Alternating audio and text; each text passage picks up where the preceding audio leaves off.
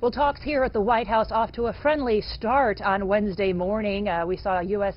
Trade Ambassador Robert Lighthizer entering the building. He gave us a hello, and then inside the delegation meeting where I had the opportunity to be this morning, there was some friendly banter between Ambassador Lighthizer and Vice Premier Liu He. They joked about the press coverage during the previous time the delegations have met in Argentina when the two presidents had dinner together, of course. But all joking aside, these are very serious discussions. Washington, of course, looking for increased market access, IP protection, an end to forced tech transfer, and also enforcement. They have been very clear that they are looking for some type of enforcement mechanism of the ultimate agreement. Beijing, for its part, looking to reduce tariffs overall, looking to expand the trade relationship, and both sides bringing a lot of people to the table for these 2 days of negotiations. The Chinese, of course, led by Vice Premier Liu He, Central Bank Governor Yi Gang, Commerce Vice Minister Wang Shouwen, and the Americans led by U.S. Trade Representative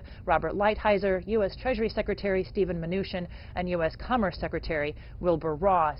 And on Thursday, we're expecting to see U.S. President Donald Trump meet face-to-face here in the White House with Vice Premier Liu He.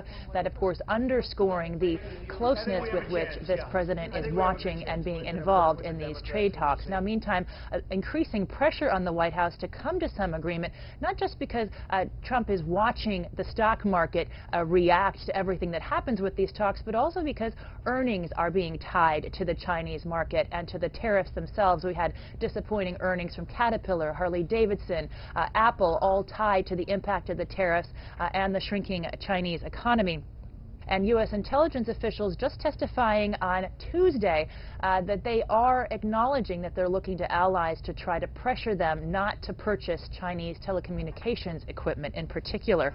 It certainly does not contribute to a positive atmosphere for compromise. Jessica Stone, CGTN at the White House.